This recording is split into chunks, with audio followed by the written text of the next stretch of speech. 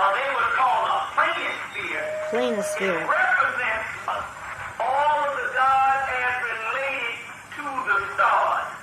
Represents all of the gods. In that particular zodiac, all the gods related to the stars. All of the gods that's related. The point about that is, all of these stars that represent all of the gods, it represent all of the gods. We take this and we go in the middle of the circle. What is in the middle of the circle is the particular God that gave birth to all of the gods that you know. We can take traces to the Bible. We need to get through these preliminaries to start. You can pass this out. Now, in the middle is a little hippopotamus. If you turn it this way, what I know is a hippopotamus, and it is giving birth to all of these stars. That represents the particular God of heaven. Now, what does that mean? This God gives birth to all that what we have. This particular God is represented as the God is acted a tied earth, which means Mother Earth, a celestial thing acted, which you get the word apartment from, which means the spiritual abode or the spiritual womb of the universe. Now, this particular God acted a tied earth gives the hippopotamus goddess, because in Kemet they house all of the science of nature in mythology, and they put it in animals because people change, ideas change, but nature stays the same. Nature stays the same. So this particular God, what is the hippopotamus? Hippopotamus, number one, it has a big stomach action. But man is trying to fuck that up too, because they making hybrid animals. Number one, the hippopotamus is called a water cow. It comes up out of the water. She's the water cow.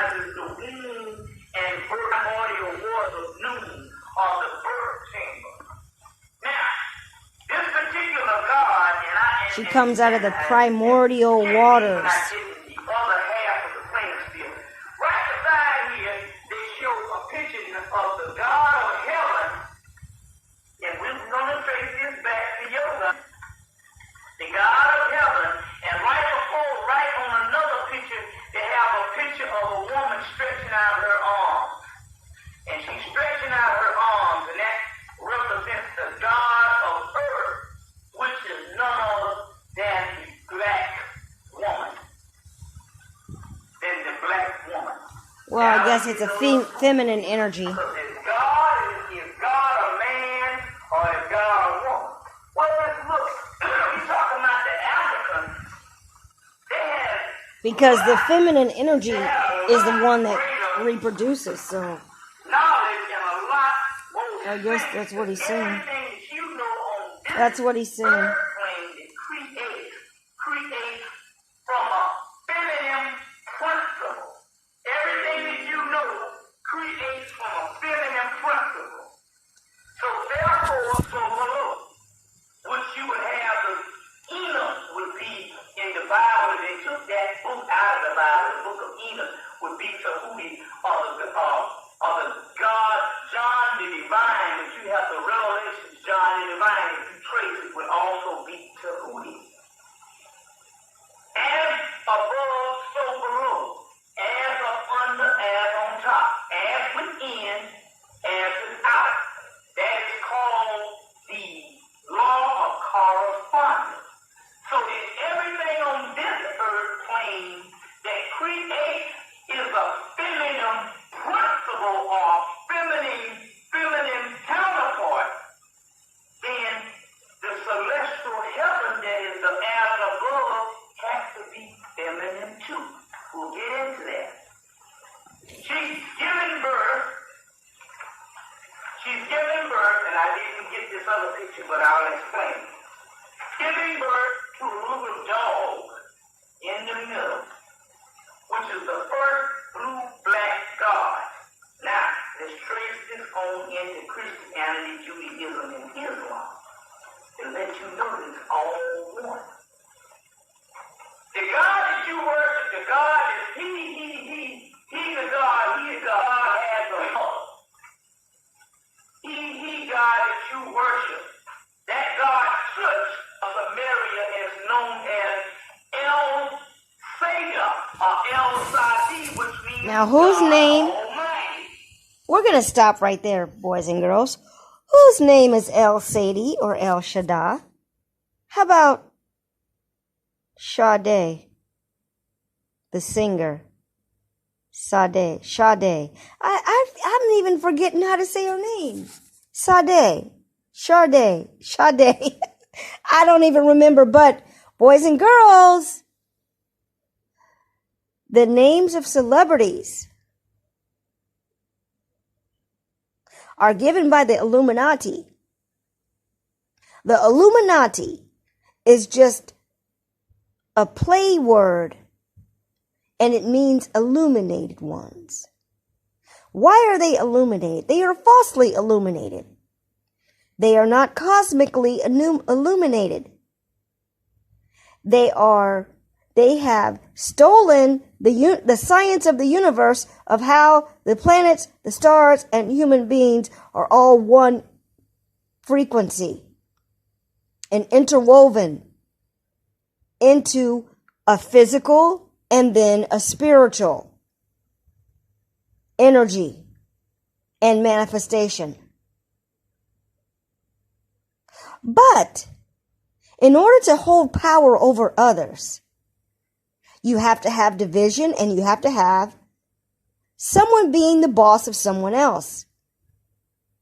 If you are all gods, you know that someone else can challenge you. If you are all gods, you're all equal. But a god doesn't try to have power over someone else. And plus your melanin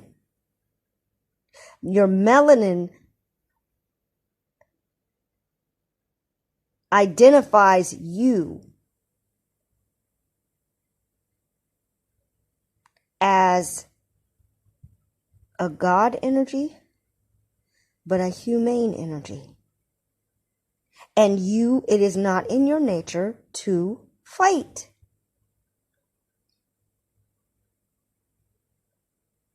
And there's other aspects of, if we lived in our natural indigenous tribes, you would be resonating on the frequency of love.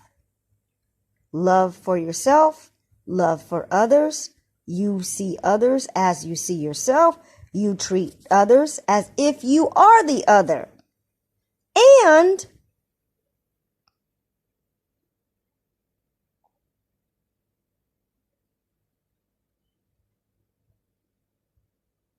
you don't have a warring nature. You're vibrating at a high frequency. So,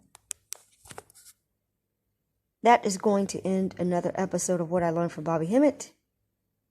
And please remember the words Sade, El Shaddai. Those, Bobby Hemmit just let you know, those are other names for Satan. And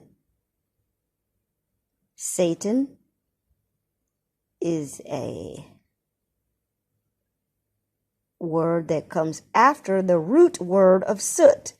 Soot is the real word for melanin.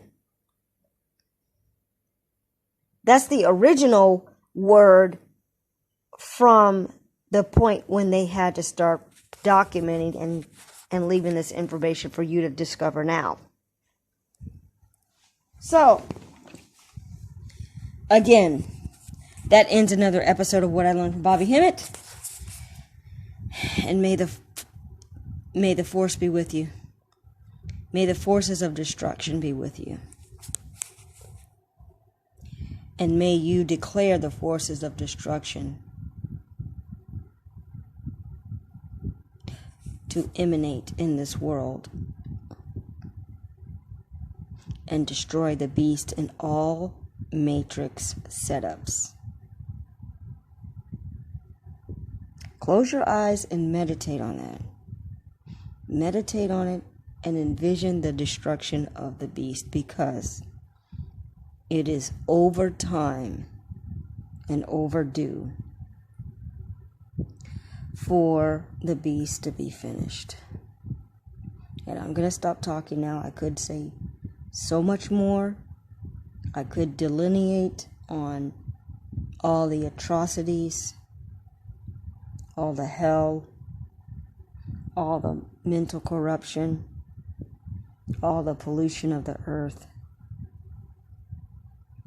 and all the destruction of humanity on every culture that is due to the poisoning of the thinking of the way of the beast. But I'm not. All thanks to Bobby Hemmit.